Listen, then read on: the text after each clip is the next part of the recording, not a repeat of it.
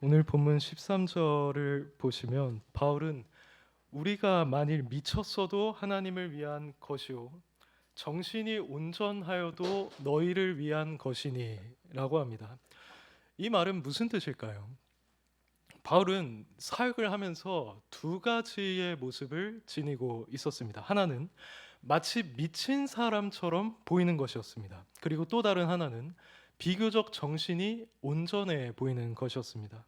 바울은 이 두 가지 모습을 다 지니고 있었는데 구체적으로 이건 어떤 모습이었는가라고 했을 때 우선 바울이 미친 사람처럼 보였던 이유는 그가 바로 하나님 그리고 이 복음과 관련된 진리에 완전히 사로잡혔기 때문이었고 그분의 영광을 위한 삶에 있어서 남다른 열정을 지니고 있었기 때문입니다.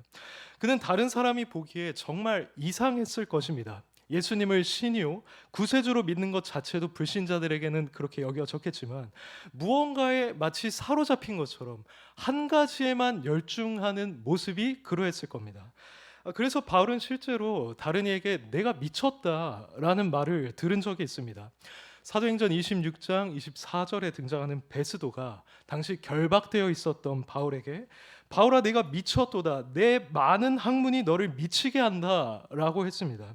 베스도 입장에서는 예수 그리스도를 구주로 믿고 이분을 철저하게 믿어서 사람들 앞에 잡혀온 이 바울 형벌의 위기에 처해 있는데 빠져나갈 궁리를 하는 것이 아니라 오히려 그 자리에서도 복음을 전하고 있는 이 바울 그 바울의 모습이 베스도 보기에는 마치 미친 사람처럼 보였을 것입니다. 근데 바울이 여기서 말하는 것은 내가 이렇게 미친 사람처럼 보인다고 하여도 그것은 하나님을 위한 것이다 라고 말하고 있는 겁니다. 자, 그럼 한편으로 때로 그는 마치 온순하고 온유하고 신중한 비교적 정신이 온전한 모습을 보이기도 했습니다. 수많은 사람들이 그를 존경할 정도로 말이죠. 그것은 보통 교회 안에 있는 자들을 돌볼 때였습니다. 그가 어떻게 성도들을 대했는지 가장 잘 나와 있는 본문 중 하나가 데살로니가전서 2장인데요. 여기를 보시면 그는 유순한 자가 되어서 유모가 자기 자녀를 기름같이 성도들을 돌보았다라고 했습니다. 그리고 특별히 2장 10절을 보시면 너희 믿는 자들을 향하여 내가 어떻게 거룩하고 옳고 흠없이 행하는지에 대해서 너희가 증인이다라고 했습니다. 즉 바울은 성도들의 필요에 따라서 매우 신중하고 지혜로운 모습, 불신자가 봐도 온전한 모습으로 사역을 했었던 겁니다. 바로 오늘 보면 11절에서 이렇게 자신의 정신이 온전했던 이유는 바로 너희를 위한 것이다. 즉 성도들을 위한 것이었다라고 합니다. 그가 진정 교회와 성도들의 유익을 구하고자 했기 때문에 이처럼 지혜로운 모습, 온전한 모습을 갖출 필요가 있었던 것이죠. 처럼 바울은 때로 하나님을 위해 미친 사람처럼 되었고 때로는 교회와 성도들을 위해 정신이 온전한 사람처럼 되었습니다. 근데 이런 바울의 모습에서 우리가 주목해야만 하는 것이 무엇이냐 하면 그것은 바로 바울이 무엇을 하든지 또 사람들로부터 어떤 모습으로 비추든지 자신에 대해서 남들이 뭐라고 하든지 그것이 다 하나님을 위한 것이었거나 아니면 교회를 위한 것이었다는 겁니다. 사실 바울은 다른 곳에서도 자신이 상황을 따라서 다양한 모습이 된다라고 했습니다. 자신은 모든 사람에게 종이 되기도 하고 율법 아래 있는 자처럼 되기도 하고 오히려 율법이 없는 자처럼 되기도 하고 약한 자처럼 되기도 한다고 했는데 그 목적이 무엇이었는가라고 했을 때 그는 이렇게 말합니다. 내가 여러 사람에게 여러 모습이 된 것은 아무쪼록 몇 사람이라도 구원하고자 함이니라고 했습니다. 또한 내가 복음을 위하여 모든 것을 행함은 복음에 참여하고자 함이라고 하였습니다. 그러니까 바울은 이 복음 전파의 사명을 감당하기 위해서도 아주 다양한 모습이 되었었다는 것이죠. 이렇게 바울은 항상 하나님을 위하거나 교회를 위하거나 복음을 위하는 삶을 살아갔었던 것입니다. 즉 주님의 뜻에 전적으로 헌신된 삶을 그는 살았던 것이죠. 그렇다면 바울이 이렇게 자신을 내려놓고 오직 주님께만 절대적인 헌신을 하면서 살아갔던 그 이유, 그 원인은 무엇일까요? 오늘 본문에서 저는 그 원인 두 가지만 살펴보고자 합니다. 그 첫 번째 원인은 그리스도의 사랑이 그를 강권하였기 때문입니다. 14절을 한번 읽어주시면 감사하겠습니다. 그리스도의 사랑이 시작.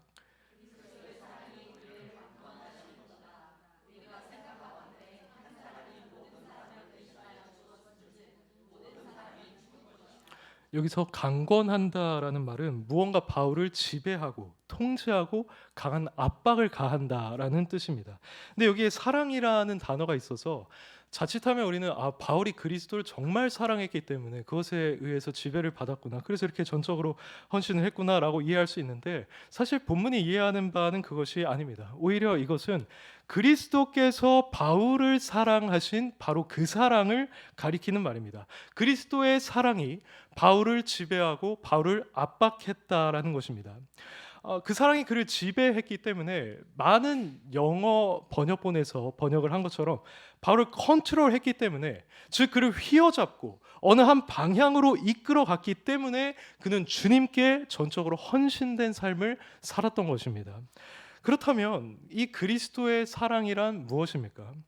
바로 우리 같은 죄인을 위해서 자기 자신을 내어주신 사랑입니다. 희생하고 먼저 십자가에서 우리를 위해서 헌신한 사랑, 우리를 위해서 화목제물이 되어준 사랑이 바로 그것입니다. 근데 오늘날 우리는 그리스도께서 나를 사랑한다라는 말을 진부한 것처럼 여기는 경향이 있는데, 한번 우리 이 사실을 조금 깊이 묵상해 볼 필요가 있습니다. 우선 죄책과 죄로 오염되어서 지옥에 갈 수밖에 없었던 우리를 구원하기 위해서 예수님이 우리와 같은 인간의 모습을 입은 것 자체만으로도 일단 우리를 향한 하나님의 사랑의 행동이었습니다. 제가 좋아하는 찬양 중에 내 주님 입으신 그 옷은 이라는 찬양이 있습니다. 여기 후렴을 보시면 시온 성보다도 찬란한 저 천성 떠나서 이 세상 오신 예수님 참 내 구세주입니다. 실로 그분은 그 어떤 곳보다도 찬란한 아름다운 영광스러운 곳에서 거하고 계셨습니다. 그분에게는 아무런 부족함도 없었고 이미 모든 것이 충분했습니다. 삼위일체론적으로 생각했을 때도 그렇지 않습니까? 그분은 성부, 성자, 성령으로서 완전한 교제를 이루고 계셨습니다. 근데 오늘날 나오는 찬양 가사들 중에는 마치 주님께서 우리가 없는 하늘을 원하지 않아서, 마치 우리가 필요해서 이 땅에 오신 것처럼 표현하고 있는데, 저는 그것이 굉장히 잘못된 가사라고 생각을 합니다. 그분은 우리를 필요로 하지 않으셨습니다. 이미 완전하셨고 이미 영광스럽고 이미 충분한 상태, 더 이상은 바랄 것이 없는 상태 가운데 그분은 거하고 계셨습니다. 그럼에도 불구하고 이 세상에 오셨다는 것이죠. 우리 같은 인간을 구원하시기 위해, 그것도 높은 지위로서의 인간이 아니라 그 누구보다 낮고 낮은 위치의 인간으로서 이 세상에 오셨습니다. 그분이 가난한 요셉과 마리아의 집에서 태어난 것, 그리고 일반적인 요람이 아니라 말 구유에서 태어나신 것이 그것을 잘 보여주고 있습니다. 이후에 주님께서는 평생에 가난하고 사람들로부터 핍박과 배척을 받는 삶을 살아가시다가 결국에는 우리의 화목제물이 되기 위해서 유대인과 로마 군인들에게 자신을 내어주셨는데, 이 과정에 이르기까지 주님이 얼마나 결연한 모습을 보이셨는지를 한번 생각해 보시기를 바랍니다. 특히 그분이 로마 군인에게 잡힌 시점부터 십자가에 못 박히시기까지의 예수님의 모습을 한번 생각해 보십시오. 당시 유대인들은 자신들이 원한다고 해서 예수님을 바로 처형할 수는 없었습니다. 왜냐하면 로마 제국의 지배를 받고 있는 상황이었기 때문에 반드시 로마의 승인을 얻어야만 했습니다. 그래서 그들은 당시 총독이었던 빌라도에게 예수님을 데려갔던 것이죠. 근데 이렇게 빌라도 앞에 서셨던 주님께 기회가 있었습니다. 그게 어떤 기회였냐 하냐면, 그것은 곧 자신의 그 무죄함을 적극적으로 변론할 수 있는 기회였습니다. 당시 예수님은 거짓 증언에 의해서 빌라도 앞까지 오게 된 것이었죠. 예수님의 대적자들은 거짓 증언을 하면서 예수님이 성전을 헐려고 했다라고 했습니다. 그리고 방금 우리가 읽은 말씀처럼 예수님은 가이사에게 세를 바치라고 하셨죠. 근데 이 거짓 증언들은 세를 바치지 말라라고 했다고 했고, 그리고 예수님이 자칭 왕이라고 했다고 하면서 로마 사람들이 예수님을 정치적인 반역자로 생각하게끔, 로마 제국의 위협이 되는 자로 생각하게끔 말을 했습니다. 그때 빌라도가 이러한 것들에 대해서 예수님께 물었죠. 이것이 정말 사실이냐라고 했을 때 예수님께서는 내 말이 옳도다라고 하신 것 외에 특별한 반론을 하지 않으셨습니다. 이게 굉장히 인상적인 장면입니다. 주님께서는 저들이 거짓 증언하고 있다는 것을 알고 있었습니다. 일부러 자신에게 정치적인 혐의를 씌움으로써 사형에 합당한 자로 몰아가고 있다는 사실을 주님은 알고 계셨습니다. 그래서 대제사장과 유대인들이 빌라도 앞에서 예수님을 고발할 때 예수님은 얼마든지 자신의 그 무죄함을 변론할 수 있었습니다. 자신이 그렇게 말한 적이 없다라고 하실 수 있었고, 내가 했던 말은 그 뜻이 아니다라고 하실 수도 있었습니다. 더군다나 예수님은 얼마나 이런 논쟁에 있어서 탁월한 분이셨습니까?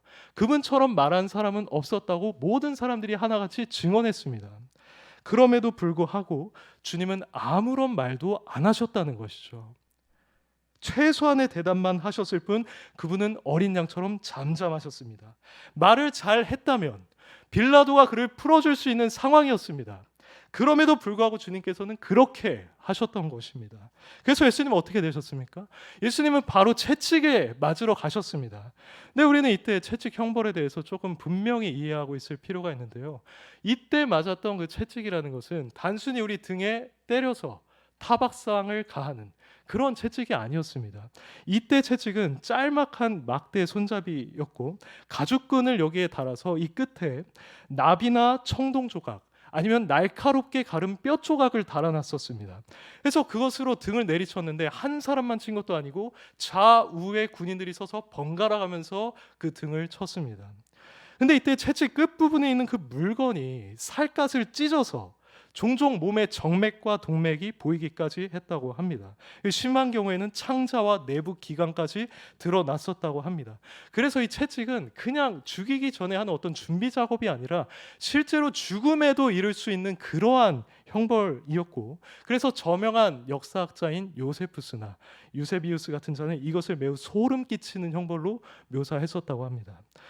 예수님께서 이 채찍질을 당하신 모습, 그 몸을 한번 상상해 보십시오. 예수님의 온 몸은 말로 표현할 수 없을 정도가 되었을 것입니다. 파이고, 부풀고, 멍들고, 찢기고, 채찍 자국이 빨갛게 나 있는 등 우리가 상상할 수 없는 모습이었을 것입니다.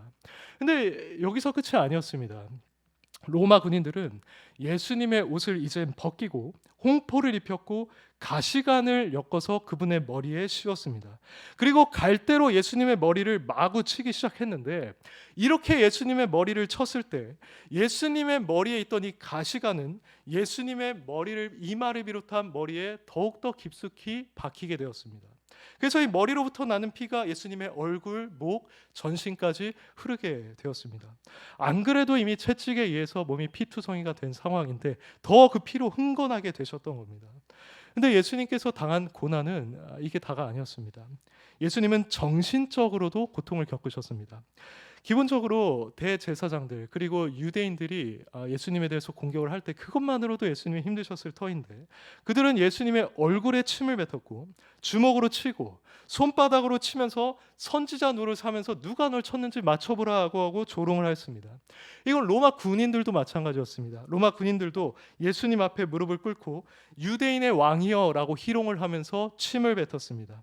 그리고 나서 십자가에 못 박혔을 때도 지나가는 자들이, 그분을 보는 모든 자들이 머리를 흔들면서 그분을 모욕했습니다. 거기에 있던 대제사장, 서기관, 장로들이 다 예수님을 모욕을 했고요. 심지어 좌우에 달려있던 강도들까지도 예수님을 욕했습니다. 예수님 입장에서 보면 나를 바라보고 있는 모든 사람이 다 나를 조롱하고 있고 모욕하고 있는 겁니다. 여러분, 이런 상황에 처해 보신 적이 있으십니까? 예수님은 이미 몸이 만신창이가 된 상태에서 이런 모욕까지 받으셨으니 실로 예수님은 육적으로나 정신적으로나 인간이 겪을 수 있는 최고 수준의 고통을 받으셨던 것입니다. 예수님은 인성을 지니고 계셨기 때문에 그 고통을 고스란히 느끼고 계셨겠죠. 그런데 이런 때에도 예수님은 어떻게 반응을 하셨습니까?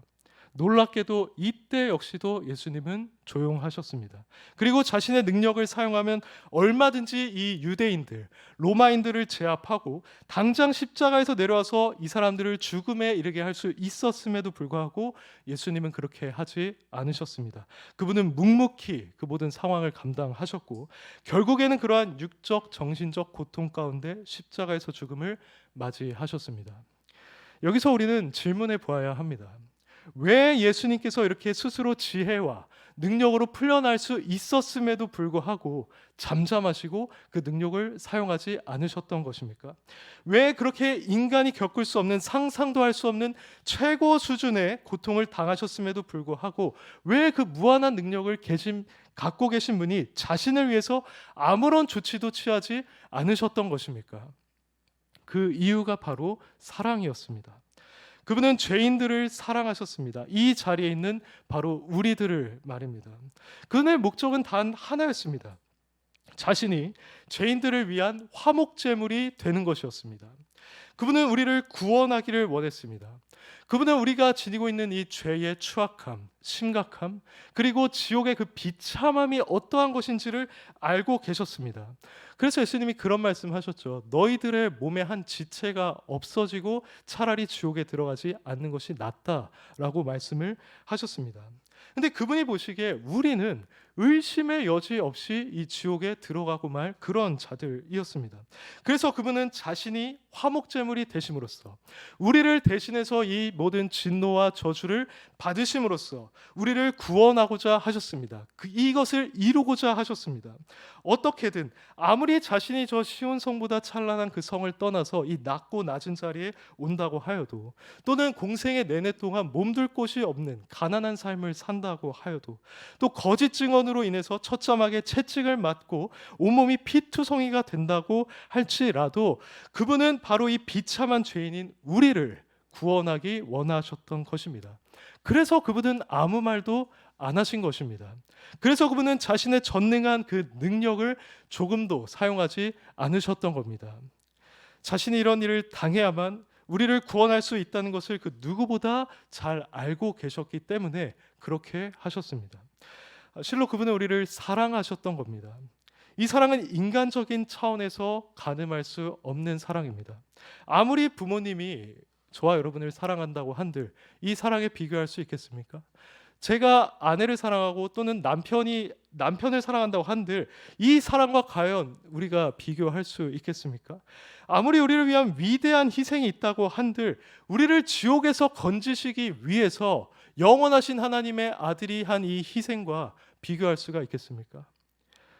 이것은 우리가 평생을 묵상해도 저 영원한 나라에 들어가서도 온전히 이해할 수 없는 그러한 성격을 지니고 있습니다. 그것은 우리의 수준을 넘어서는 것이기에 바울은 우리가 이 그리스도 사랑의 너비와 길이와 높이와 깊이를 계속해서 깨달아 가야 한다고 말했던 것입니다.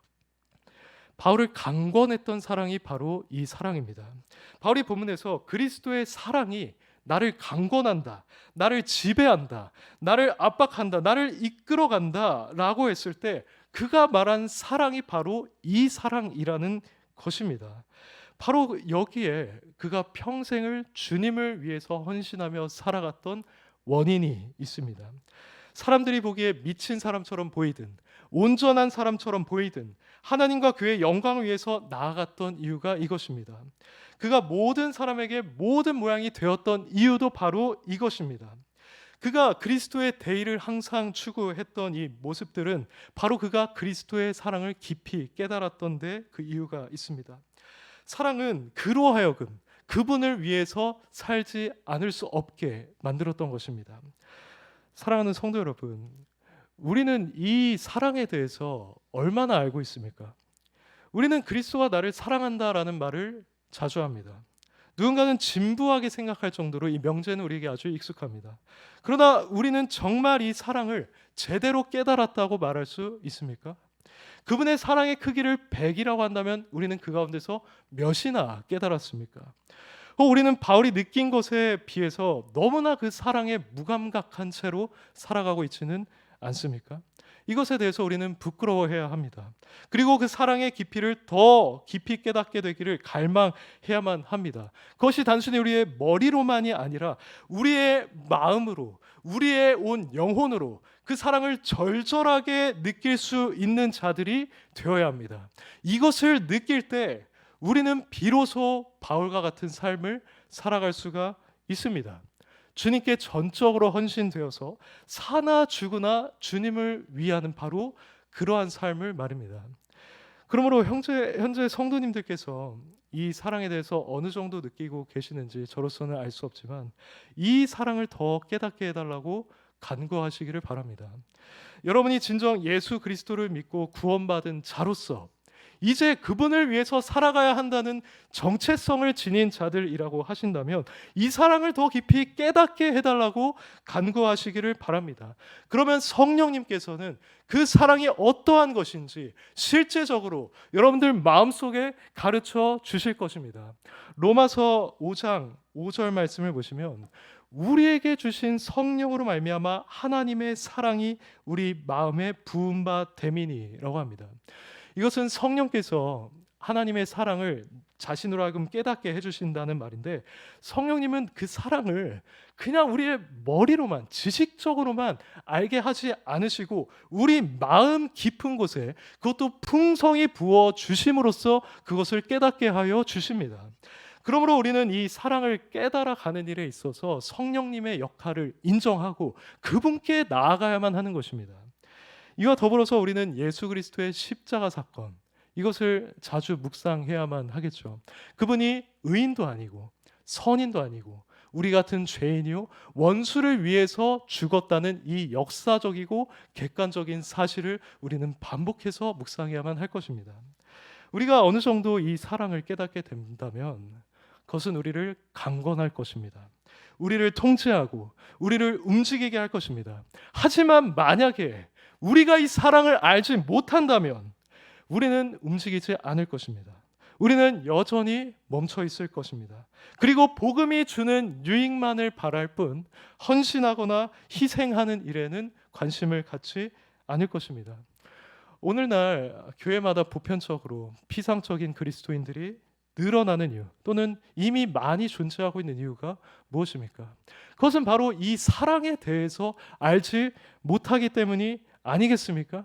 그렇기 때문에 주님을 향한 헌신을 그토록 찾아보기가 어려운 것이지 않겠습니까? 오늘 말씀 본문이 그것을 우리에게 알려주는 겁니다. 그들은 이 사랑이 자신을 강권하는 것을 느껴본 적이 없는 것입니다. 그 사랑에 의해서 사로잡히는 것을, 그것이 나의 온 영향력을 미쳐서 나로 하여금 한 방향을 향해 나가게 하는 것을 느끼지 못했기 때문인 것입니다. 그 근본에는 자신의 죄에 대해서, 자신의 그 영원한 비참함에 대해서 느껴본 적이 없기 때문에 나는 정말 구원을 받아야 해, 나는 영원한 생명이 필요해 라는 것을 마음으로 느낀 적이 없기 때문에 이분의 이 죽으신 사랑을 알지 못하는 것이 아니겠습니까? 이것은 그가 예수 그리스도에 대한 믿음을 애초에 가진 적이 없거나 아니면 믿음은 갖기는 했으되 매우 연약하고 병들어 있는 상태에 있거나 둘 중 하나이기 때문일 것입니다. 왜냐하면 성경이 말하듯 성경에서 말하는 믿음은 사랑으로서 역사하는 믿음이기 때문입니다. 그것은 우리로 하여금 하나님을 사랑하게 하고 이웃을 사랑하게 만듭니다. 그래서 찰스 스펄전 목사님이 이렇게 말했습니다. 사람이 그리스도의 사랑을 진실하게 받으면 그는 진실한 그리스도인이 됩니다. 그러나 그리스도의 사랑이 그 속에서 아무런 힘을 발휘하지 못하는 사람은 전혀 그리스도인이 아닙니다. 여러분의 믿음이 사랑에 의해 활동하지 않는다면 그것은 영혼을 구원할 믿음이 아닙니다. 믿음이 뿌리를 박은 곳에서는 반드시 사랑이 꽃을 피우게 되어 있습니다. 그래서 우리는 자신을 돌아보아야 할 것입니다. 과연 나는 그분의 사랑을 진정으로 깨달았는가? 그분께서 나를 사랑하셔서 죽으셨다는 사실이 나에게 어떠한 또는 얼마나 영향을 미치고 있는가? 그것이 나에게 얼마만큼의 힘을 주는가? 그것을 우리는 진지하게 생각해 보아야 합니다. 혹 한 번도 자신이 죄인임을 깨달은 적이 없고 구원을 갈망한 적이 없어서 아직 예수님을 참으로 나의 구원자로 받아들인 적이 없는 것은 아닌지, 아니면 참으로 믿기는 했지만 그분의 은혜를 알아가는 일에 너무나 내가 게을리하여서 영적으로 지금 너무나 둔감해져 있고, 또는 전혀 하나님의 말씀을 가까이 하지 않고 그분과 기도로 교제하는 삶을 등한시했던 것은 아닌지를 우리는 생각해 보아야만 합니다. 만일 그분의 사랑에 대한 이 이해와 지식이 이렇게 비천하다면 우리는 그러한 상태에 결코 머무를 수 없습니다. 그분의 사랑이 여러분들의 마음을 강건하여서 여러분들을 이끌어갈 때까지 여러분은 그분의 사랑을 지금보다 더 알아가기에 힘쓰셔야만 합니다. 그렇게 할 때 그 사랑이 여러분을 지배하는 것을, 그래서 여러분이 주님께 전적으로 헌신하게 만들고 여러분이 무엇을 하든지 하나님의 영광을 위해서 살아가게 하는 것을 여러분은 경험하시게 될 겁니다. 성령께서 마음에 그 사랑을 가득히 부은 바 되었다라는 이 말씀의 뜻이 무엇인지를 체험적으로 그리고 실제적으로 깨닫게 될 것입니다.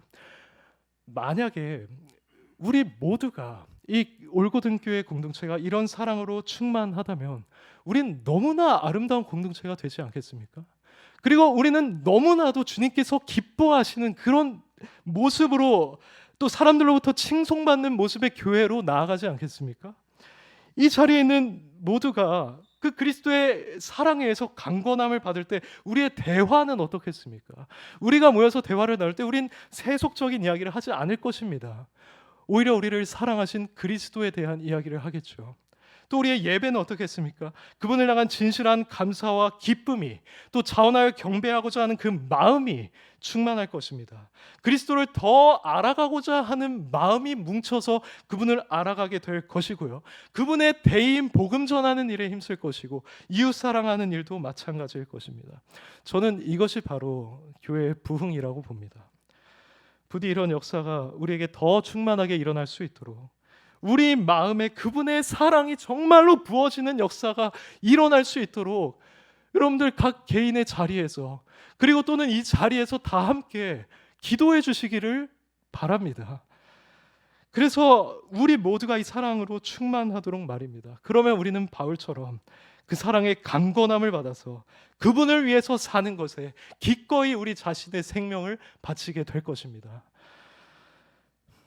지금까지 우리는 바울이 전적으로 주님을 위해 살아갔던 그 원인, 첫 번째 이유를 살펴봤습니다. 그리스도의 사랑이 그를 강건했다라는 것이죠. 그렇다면 두 번째 이유는 무엇일까요? 본문에 따르면 그것은 그의 자아가 예수 그리스도의 죽음 안에서 함께 죽었기 때문이었습니다. 14절을 다시 한번 읽어주시면 감사하겠습니다. 시작.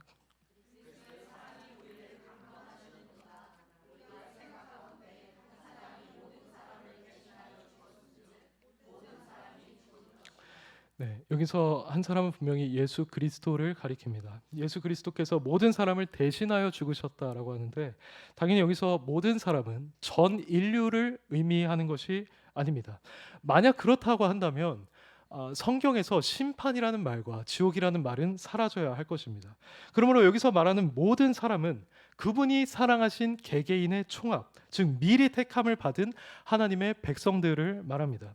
예수님께서 이 택자를 위해 죽으셨다는 것을 우리가 익숙하게 알고 있죠. 그런데 바울은 예수님께서 이렇게 죽으셨은즉 모든 사람이 죽은 것이다라고 합니다.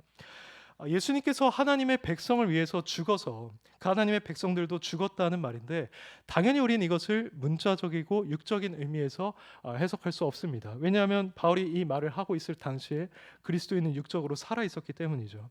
그래서 우리는 이 말을 영적으로 이해해야 합니다. 즉 예수 그리스도께서 자신의 백성을 위해 죽으심을 통해서 그들도 상징적으로 죽게 되었다는 말입니다. 구체적으로 예수님의 백성인 이 사람들은 죄에 대해서 그리고 자아에 대해서 죽게 되었습니다. 먼저 죄에 대해서 죽는 것 관련해서는 로마서 6장 4절 이하에 잘 나타나 있죠. 그리스도인은 그리스도의 죽으심과 합하여 장사된다라고 하면서 죄에 대하여는 너희 자신을 죽은 자로 여기라고 말했습니다. 그리고 자아가 죽는 것과 관련해서는 갈라디아서 2장 20절 그 유명한 말씀에서 내가 그리스도와 함께 십자가에 못 박혔나니 이제는 내가 사는 것이 아니요 라고 했습니다. 그러니까 더 이상 예전에 바울이 사는 것이 아니라는 말입니다. 이것은 바울의 삶에서 실제로 나타난 것이죠. 그는 급진적인 회심을 경험한 자로서 이전과는 다른 전적으로 다른 자아를 가지고 살아갔습니다. 이렇게 한 인간이 예수님을 믿을 때 그리스도 안에서 죄에 대해서 그리고 자아에 대해서 죽는 일이 일어납니다. 그럼 이렇게 그리스도와 함께 죽은 자, 그 자아가 죽게 된 자는 실질적으로 어떤 모습을 보이게 될까요? 그것은 소극적인 측면과 적극적인 측면으로 우리가 나눠볼 수가 있습니다. 먼저 소극적인 측면을 따져보자면 우선 그는 더 이상 자기 자신을 위해서 살지 않게 됩니다. 15절을 한번 보시기를 바랍니다. 그가 모든 사람을 대신하여 죽으시면 살아있는 자들로 하여금 다시는 그들 자신을 위하여 살지 않고라고 하였습니다.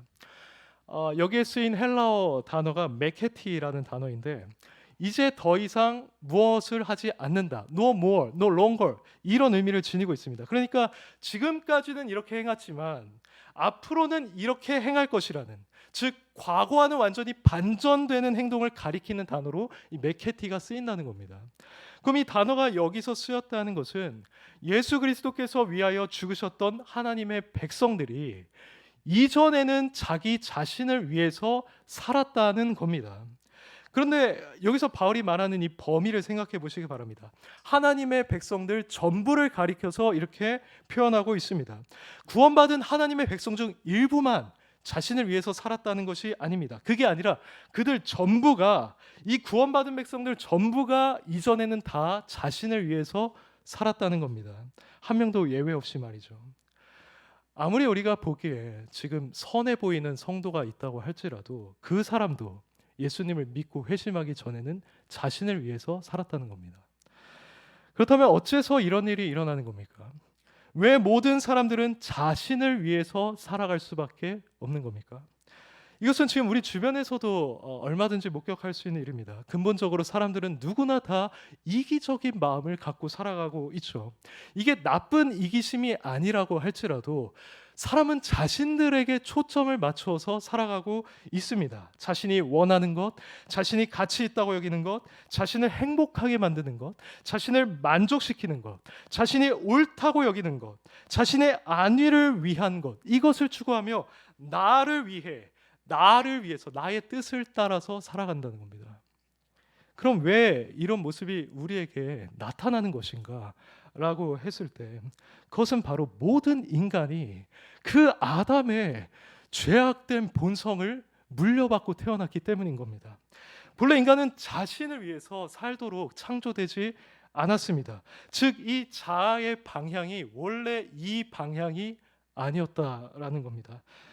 오히려 하나님의 형상으로 지음받았던 인간은 이 초점이 다름 아닌 내가 아니라 하나님을 향하고 있었습니다. 그래서 내가 기뻐하는 것이 아니라 하나님이 기뻐하시는 것, 내 뜻이 아니라 하나님의 뜻, 이것을 전적으로 향하는 존재로 만들어졌다는 것입니다. 그래서 이 백성은 내가 나를 위하여 지었나니 나를 찬송하게 하려 함이니라는 말씀은 본래 모든 인간에게 해당되는 말씀이었습니다. 그리고 우리 인간뿐만 아니라 사실 모든 만물이 그에게서 나오고 그로 말미암고 그에게로 돌아간다는 점에서 다 그분의 영광을 위한 것이 아니었습니까? 그러나 아담이 이 마귀의 게임에 넘어가서 죄를 짓게 되었을 때 그는 이러한 하나님 형상의 주요한 특징을 잃어버리게 되었습니다. 그는 부패하고 타락해서 이 방향성을 잃고 말았습니다. 본래 바른 방향은 하나님이었죠. 전적으로 그분을 위한 것이었습니다. 그런데 전적으로 하나님을 향하던 그 방향이 이제는 고스란히 자신을 향하게 되었다는 겁니다. 이렇게 방향을 잃은 본성은 결국 그의 육에서 태어난 모든 자녀들에게 물려지게 되었고 우리는 지금 이 세상에 존재하는 인간들을 보면서 그 최초의 타락의 결과를 목격하고 있는 것입니다. 그리고 이것은 우리가 그리스도를 믿기 전에 우리 자신이 직접적으로 느끼고 있던 바이기도 합니다. 여러분이 회심하기 전에 여러분들의 삶의 목적은 과연 하나님이셨습니까? 또는 조금 더 낮은 기준을 적용을 해서라도 여러분들의 삶의 목적은 다른 일을 위한 것이었습니까? 종종 특별하게 그런 삶을 살아가는 자들이 있기는 하지만 그것은 매우 드문 일입니다. 그리고 혹 다른 일을 위해서 살아간다고 해도 궁극적으로 그것은 자기 자신을 위한 경우들도 많이 있습니다. 이처럼 우리는 근본적으로 이타적인 삶을 살아갈 수 없는 자들이었습니다. 타고난 이기심을 가지고 살아가는 자들이었습니다. 그 이유가 명백하다는 겁니다. 아담으로부터 그 타락한 본성을 물려받았기 때문이라는 것이죠. 이것은 사도 바울도 마찬가지였을 것입니다. 그도 자신의 뿌리 깊은 죄성이 하나님이 아니라 나 자신을 향하게 만든다는 것을 그는 절감했을 것입니다. 그래서 여기서 한 사람이 모든 사람을 위해서 죽었을 때 그 모든 사람도 죽게 되었다라고 했을 때 그는 이 모든 사람 안에 자신이 포함된다고 여겼을 것입니다. 그래서 그는 더 이상 자기 자신을 위해 살지 않는 존재가 되었다는 겁니다. 실제로 바울은 자신의 만족이나 행복을 위해 살지 않았습니다. 그런데 이것은 모든 그리스도인들에게 발생하게 되는 일입니다. 진정한 그리스도인은 예수 그리스도를 영접한 이후로 더 이상 자신을 위해서 살지 않게 됩니다. 조금씩 그런 모습을 보일 수는 있겠지만 더 이상 그것에 휩쓸려 가지는 않는다는 겁니다. 왜냐하면 그런 본성이 그리스도와 함께 죽었기 때문입니다. 그리스도를 믿는 순간에 그분과 신비한 연합을 이루게 되어서 그분의 십자가 죽음에 참여한 자가 되기 때문입니다. 바로 그때 이 잘못된 방향을 향하고 있던 이 방향성이 죽게 됩니다. 그 정도로 죄악된 자아가 치명타를 입게 됩니다. 그래서 더 이상 그는 초점이 자신에게 있지 않게 됩니다. 바울이 여기서 죽는다라고 하는 이 과격한 표현을 사용하고 있는 이유를 한번 생각해 보십시오. 만약 그리스도의 죽음이 우리로 하여금 이 악한 성향을 약화시키는 것에 불과했다면 그는 결코 죽는다라는 표현을 쓰지는 않았을 것입니다. 죽는다라는 것은 어떤 면에서 매우 급진적인 일입니다. 그것은 끝나는 것이고 그대로 멈추게 되는 것입니다. 예수님을 믿는 믿음 안에 이렇게 급진적인 변화를 일으키는 힘이 있다는 것입니다. 성경, 특히 이 신약 성경은 전반에 걸쳐서 이러한 능력을 강조하고 있습니다. 그만큼 강한 능력만이 우리를 그 뿌리 깊은 자기 중심성, 근본적으로 우리에게 탑재되어 있는 이기심에서 우리를 자유케 할 수가 있는 것입니다. 이게 바로 예수님을 믿는 자들이 누릴 수 있는 소극적인 측면의 역사인데요. 우리는 우리가 받게 되는 이 은혜가 여기서 멈추지 않는다는 사실을 기억해야 합니다. 이제 그것은 적극적인 측면으로 나아가게 됩니다. 이것이 핵심인데요. 본래 인간은 자기 자신을 향했습니다. 그것이 죄인의 방향이었습니다. 그러나 이제 그리스도가 죽으심으로써 그 방향성을 지닌 자아는 죽고 그 화살은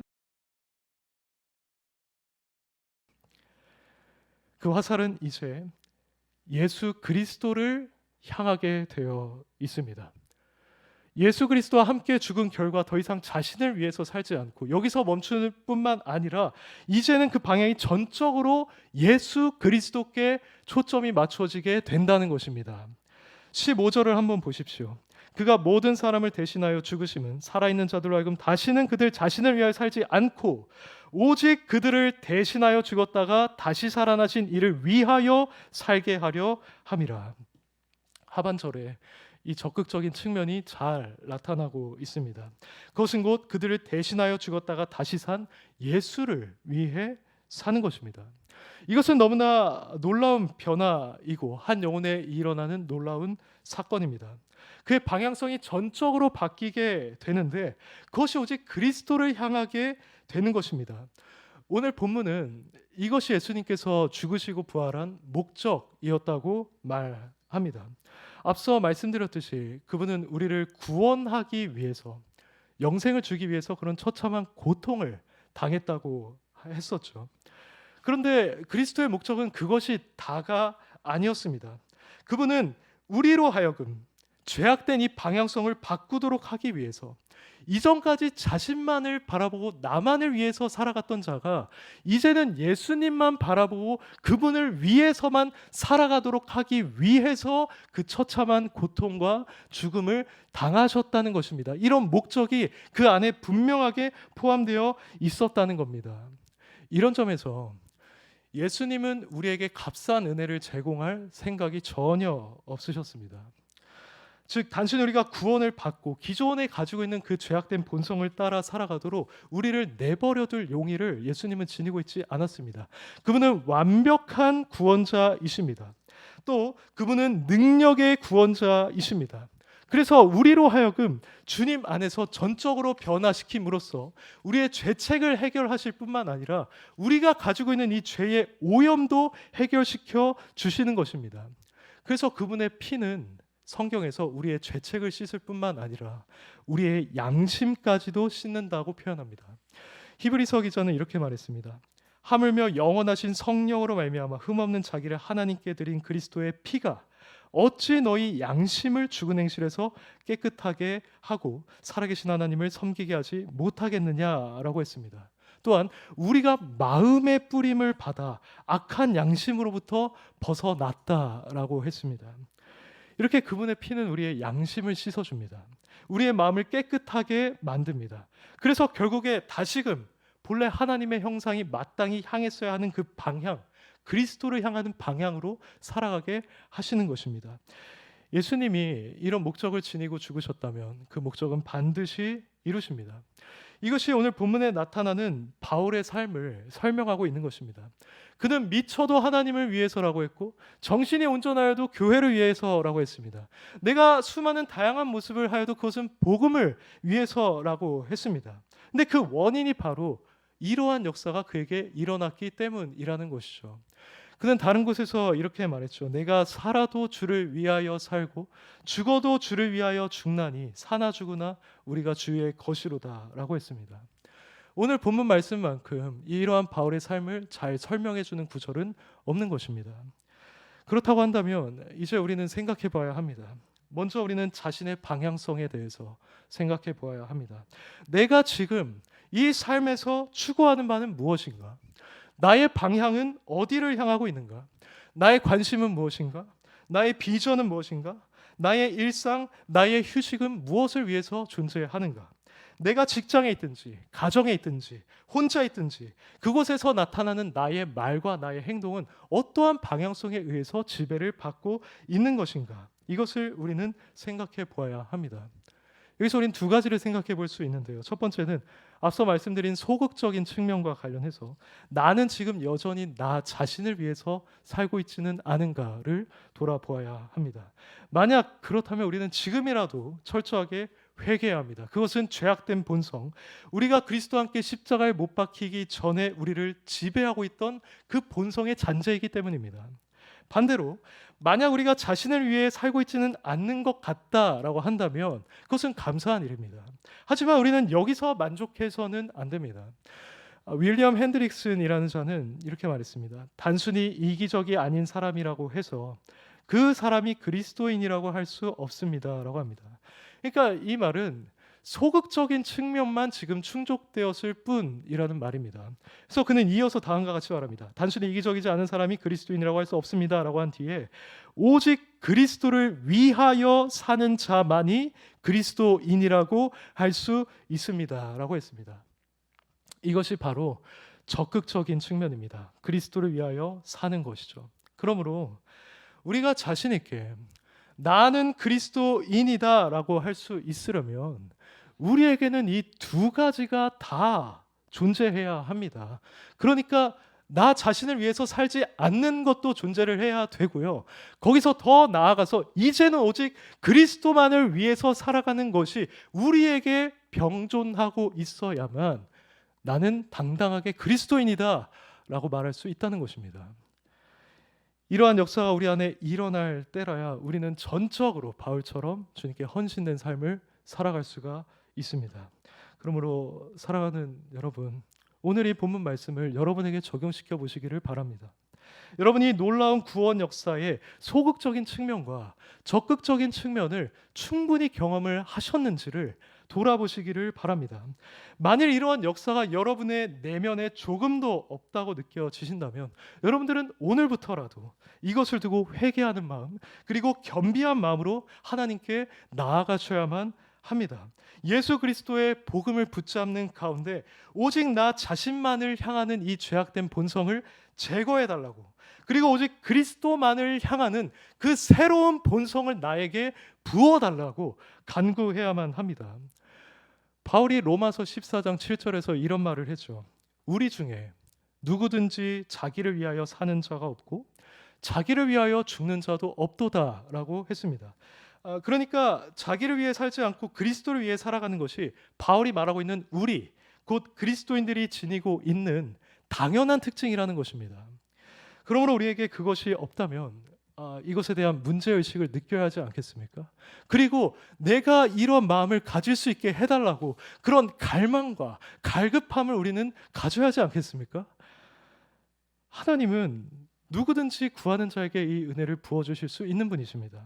그분은 누구든지 예수 그리스도의 이름을 의지해서 나아오는 자를 정결케 만드는 분이십니다. 그분은 우리를 온전한 하나님의 형상으로 회복시켜 주실 수 있습니다. 그래서 나 자신이 아니라 오직 그분만을 위해서 살아가는 존재로 변화시켜 주실 수가 있는 것입니다. 그러니 여러분에게 이런 마음이 없거나 또는 부족하시다면 여러분의 본성을 새롭게 하고 여러분을 회복할 수 있는 유일한 분이신 그 여호와 하나님께 나아가시기를 바랍니다. 그럼 그분이 여러분에게 성령을 통해서 그 은혜를 베풀어 주실 것입니다. 그래서 자신만을 위해서 살아가고자 하는 그런 모습에서 벗어나서 영광스러우신 주님만을 위해서 살아가는 모습으로 만들어 주실 것입니다. 여러분으로 하여금 회개하게 하여 주실 것이고요. 그 하나님께서 소유하고 계신 그 영광이 어떠한 것인지를 보게 하실 것이고, 앞서 우리가 나눈 것처럼 그리스도의 사랑이 어떠한 것인지를 깨달아 알게 하여 주실 것입니다. 우리 올고든 교회에 이런 역사가 풍성하게 나타난다면 마찬가지로 얼마나 아름다운 공동체가 되겠습니까? 우리가 자신을 주장하지 않고 예수님의 이름만을 주장한다면 우리의 유익이 아니라 그분의 영광을 위해서 함께 고민하고 행동하고 기도하는 일에 전념한다고 한다면 그만큼 모범적인 교회가 어디 있겠습니까? 초대교회 성도들의 특징은 바로 그들이 한 마음이 되었다는 것입니다. 그들은 바로 이 나 자신을 위해서가 아니라 그리스도를 위하는 마음으로서 한 마음을 이뤘던 것입니다. 그러므로 부디 이 자리에 있는 우리 모두에게 이러한 하나님의 역사가 충만히 나타나기를, 그래서 바울이 로마서에서 말한 것처럼 우리 중에 누구든지 자신을 위해서 사는 자도 없고 자신을 위해서 죽는 자도 없다 라고 우리가 당당하게 고백할 수 있게 되기를 간절히 바랍니다. 그래야 해서 이 세상에서 하나님을 기쁘시게 하고 그리스도께 전적으로 헌신되어서 그분께서 우리에게 맡겨진 사명을 넉넉히 감당하게 된다면 우리가 하나님의 심판대 앞에 서게 되었을 때 우린 부끄럽지 않을 겁니다. 내가 돈을 위해서 살았다면, 나의 명예와 영광을 위해서 살았다면 우리는 그곳 앞에서 부끄러울 겁니다. 그리고 하나님의 책망을 받게 될 것입니다. 하지만 이 말씀처럼 오직 그리스도만을 위해서 제가 이 한평생을 살아왔습니다 라고 그분 앞에서 비록 부족하지만 말할 수 있다고 한다면 그만큼 영광스러운 삶이 없을 것입니다. 우리 올고든 교회 모두가 이런 삶을 살아갈 수 있기를 간절히 소원하며 기도합니다.